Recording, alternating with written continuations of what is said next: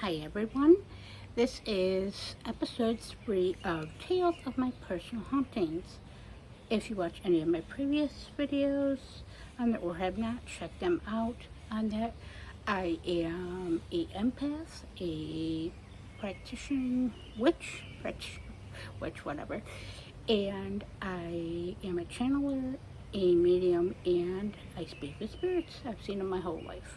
I've had my gifts and abilities my whole life, even before I realized what I was actually seeing and dealing with. So these are just stories and things that have happened to me that I've experienced through different periods of my life, circumstances, things I remember or stuck out that I figured I'd share. Hopefully any of this, maybe if you've experienced any of that, I'd like to hear from that below. Or if you have any questions with that, I'm more than happy to share, for the most part, that is within logic or reason, or what I can share or would like to share on that. And of course on that, if you have the gift too, well then you probably understand and are often misunderstood. Sometimes you think you're crazy. I know I do. I think I'm off the rails half the time. A lot of people do that know about it, and then many it resonates with. So, yeah, there's the tides of life and the opinions. So, let's get into today's story. This is, again, episode 3. I've already done 2. There's a playlist for that, so check that out. I hope you like these. I like sharing these and revisiting these for this. So, the story today I am just going to call A Haunting in Salem, Massachusetts. So, as if you watch any of my previous videos, I try to do my best and make it one of my main goals to go to Salem, Massachusetts every year. Sometimes I've been lucky and fortunate enough to go twice a year, various things. And I've been there at least 24 times. I live about 4.5 hours away. I'm in central New York, so feasible, but again, costs, things, rising prices, experience, jobs, etc. Not always as feasible as it may seem, and staying there. So when I go on that, and I just went in May, the end of May. So basically this one happened a few years ago. I think it was possibly 3 years ago, give or take, that it happened. I went in September near the equinox, actually right on the equinox. Gorgeous time. It was actually very warm for once, unseasonably warm, and beautiful. I went with my cousin, who I mentioned in previous videos, and that it's one of our favorite places to go to and to travel. Usually, even though despite all the historic things, the buildings, the land, the experience, and just the nature of it, and the tourists and travel and such, it's usually fairly calm there. I mean, I see spirits and things in different buildings, even been on some ghost tours, and I have seen what they experience on there. Pretty much similarly, yeah, I can't talk, whatever. That's besides the point. So, basically, it's pretty calm, or pretty what I expect on there. Sometimes there's things where I see a lot of energies and orbs. Sometimes it's minimal. But then again, that's everyday life and everyday experience, whether I'm at my home, work, or whatever I'm interacting with, or my experiences. So, this situation, as I said, happened a couple years ago, right near the equinox. So, my cousin and I got the idea, the same cousin I mentioned from the apartment videos. Of course, we're close, like I said. We grew up together. We have a great relationship still. And so we actually decided at this point to go to, since it was so beautiful, we stay at the Hawthorne Hotel. Traditionally, that is the goal and what we attempt to do too. If you go to Salem, it's highly recommended. Great service, great experience. It's worth every money. The location's great, and yeah. And typically, I haven't had any too much paranormal activity there. So this night was nothing unusual at that point so far. I think it was like 8 p.m., give or take, from my memory. And we decided to go directly across the street, which is the Salem Columns. Wow, I cannot speak anymore. It must be from the last video. But from the Salem Commons, we decided to just walk literally right across the street directly. And of course it was dark. we decided to bring the cards, the tarot cards at the point, my thoughts, and I believe he had his Rider-Waite-Smith deck on it that he's had for ages, just like I've had mine, my thoughts. And we decided to pull cards for each other and do a reading. So yeah, so far so good, right? And so we went and there was someone, happened to be a couple people around. We're very introverted in many ways and a bit self-conscious, so we decided to there was a few people around, so we decided to write it out. We just sat and chit-chatted. But the strangest thing on that, which was really weird, is before we went, I forgot to get to this part, because this may or may not have played a part in the situation. Before we actually got to the comments, there was a weird guy in a black trench coat, probably 30-ish, give or take in age, by himself. And he was muttering, whispering, and chanting, I don't know what it was, like right on the corner before we crossed the street. And yeah, there's a lot of like strange things and strange people and experiences out there, so typically I wouldn't think anything of it. However, it just had a really strange vibe, and I guess it kind of set the setting for this, or the precedents. So we were there, so I just wanted to point that out because that may or may have not had a factor in all this and sets the stage. So we went and we were watching, and there was this woman walking around. It has a big, huge cement gazebo, like off the ground, gorgeous, huge. If you've ever been there or seen that, and if you haven't, you can look it right up online, of the Salem column. Wow, don't edit these, someday maybe. So, of the Salem Commons, let's talk today, Tanya.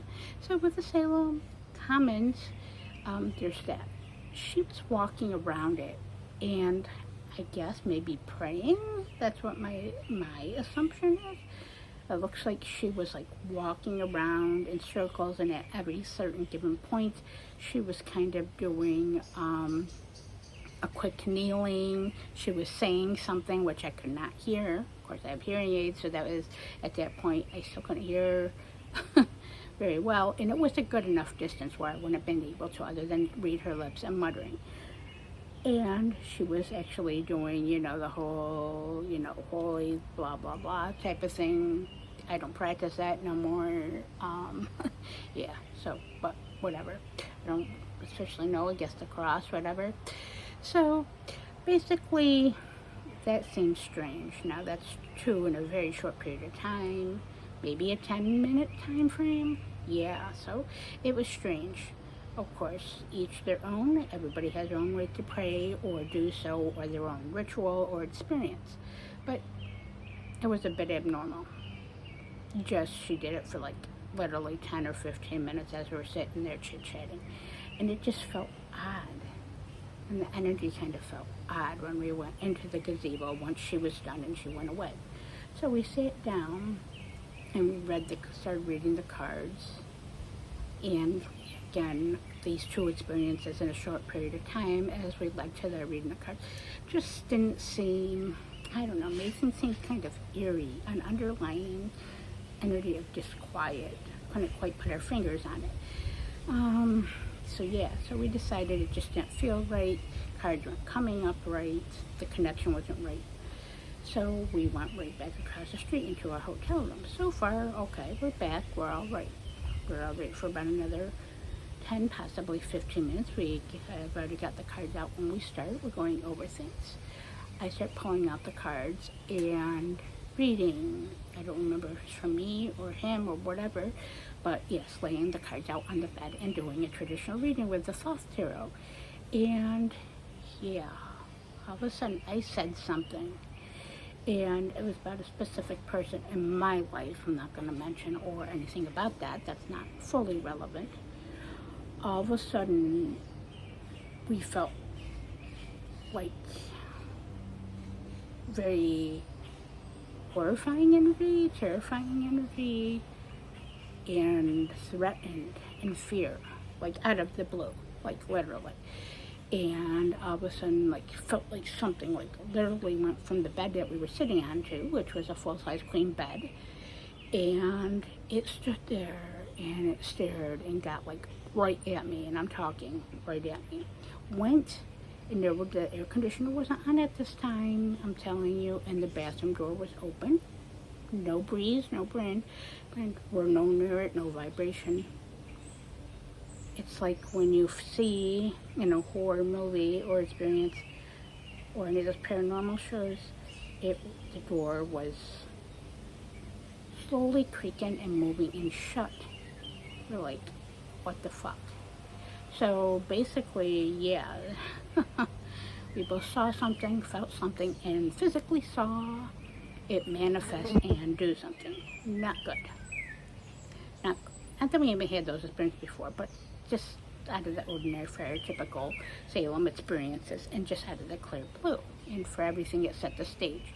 So we went and kind of opened the door and put it back in kind of place to make sure, movement, and sat back down. And literally, as we were talking, with that feelings of disquiet there, we saw it again because it never left. It just kind of masked itself, maybe a couple brief moments, and all of a sudden the door slams, that same bathroom door slams. And the spirit literally charges at me, and I'm talking where you see my hand to my face? Yeah, in my face, in my energy, threatening, menacing, wanted to hurt me. I felt its intent. It wanted to do me harm, physical harm, energetic harm, over that. I don't know what the hell it was really that, because I don't know. The room was fine prior to that. When we got there, usually we can sense those type of things. Nothing. No inkling whatsoever. And it kept lingering, and to the point that I'm going to be honest here, it caused me so much fear for my life and even his, and he was, you're kind of helpless in those situations, and it just happens at you, what to do. And I'm trying to get my barriers up, reground myself, but yeah. And then basically, luckily, we hurry up, we ran to get our crystals. I had my trusted huge black tourmalines with me, smoky quartz, and he had some things he just purchased that day, luckily too, other protective crystals and grounding. And we kind of stayed on the bed, and we put a barrier around us and kind of got ourselves calmed down, changed the conversation, put the TV on, and refocused. We felt it lingering, but eventually it left. I think probably an hour or two of just doing that, it kind of probably got its kicks, its energy, whatever its intent, and saw that we had enough of our protection and back into our groundedness and such, and that it couldn't do anything else at that point or cause any further harm, damage, or whatever the case is. So it was gone, and finally we fell asleep. And yeah, we lay out like 3 o'clock in the morning, so this was like a several hour experience and feeling. But yeah, finally we drifted off to sleep. Slept with the TV on. Hey, no shame in that. Background noise is always good for certain things. And then the next morning we woke up, there was nothing. And there was nothing after that. We were there probably, I don't know, another day or two.